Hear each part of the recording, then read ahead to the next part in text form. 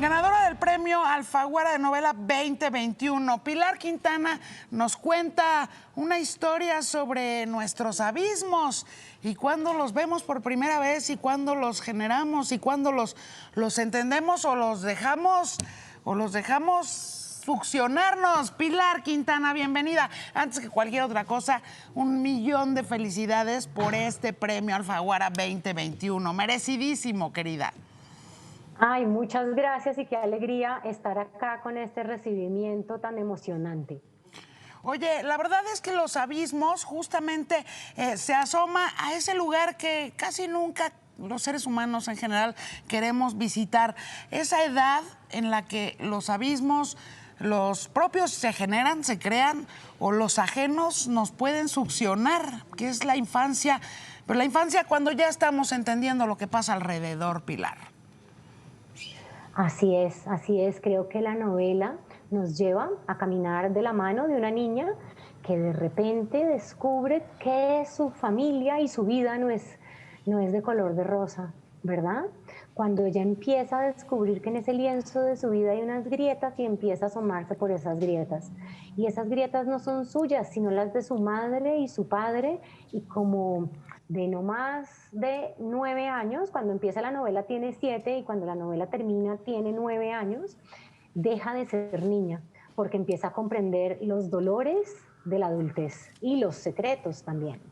Esta novela se desarrolla en una época en la que pues no necesariamente el psicoanálisis o la terapia estaban de moda y en donde en realidad incluso las personas que creían estar más capacitadas para criar a sus hijos, para la crianza de los pequeños, en realidad estaban completamente a un lado de sus propios abismos, sin entenderlos ni de lejos y mucho menos imaginarse cómo estos podían hacerle daño a su propia descendencia, ¿no?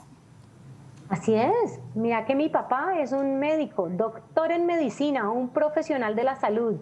Y a mi papá yo medio le menciono la palabra psicólogo y me dice que él no necesita al psicólogo, ni yo, ni nadie, porque no estamos locos, ¿verdad? Y a veces parecía que nuestros padres y esa generación les parecía que la palabra terapia y que la palabra psicólogo eran como una palabra prohibida y tabú, y entonces muchas veces lo que hacían con sus problemas y conflictos emocionales era barrerlos y meterlos debajo de la alfombra, y entonces nos quedábamos los niños en la casa cargando el peso de estos problemas emocionales de ellos, ¿no?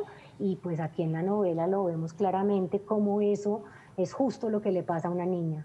Y en países como el tuyo, Colombia, o como el mío, México, de repente volteamos, leemos el periódico, damos las noticias y lo que terminamos por darnos cuenta es que en realidad la generación o las generaciones que nos preceden quizá habrían hecho bien en ir a una que otra terapia, ¿no? Porque no estaríamos así de rebasados por la violencia en nuestros países.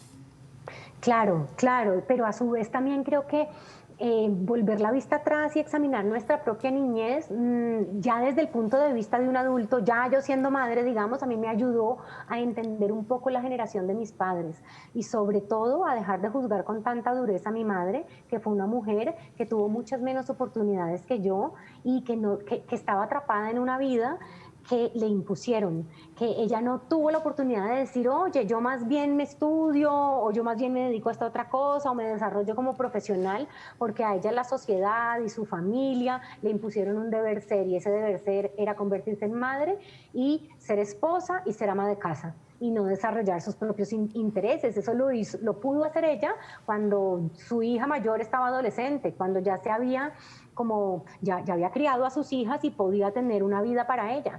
Pero entonces creo que también me sirvió un poco para ver esa generación y para reconciliarme con unas mujeres que no tuvieron las mismas oportunidades que tuvimos las mujeres de mi generación. Los abismos, premio Alfaguara de novela 2021, Pilar Quintana, muchísimas felicidades. Ya está disponible en todos lados y en todos los formatos, o sea, en papel y también el libro electrónico. Y la verdad es que es una gran novela para leer en estos tiempos que además estamos obligados y obligadas todos a la autorreflexión, porque pues, la pandemia justamente a eso nos ha orillado, a que nos veamos a nosotros mismos. Muchas gracias, Pilar, y muchísimas felicidades. A vos muchísimas gracias. Un abrazo.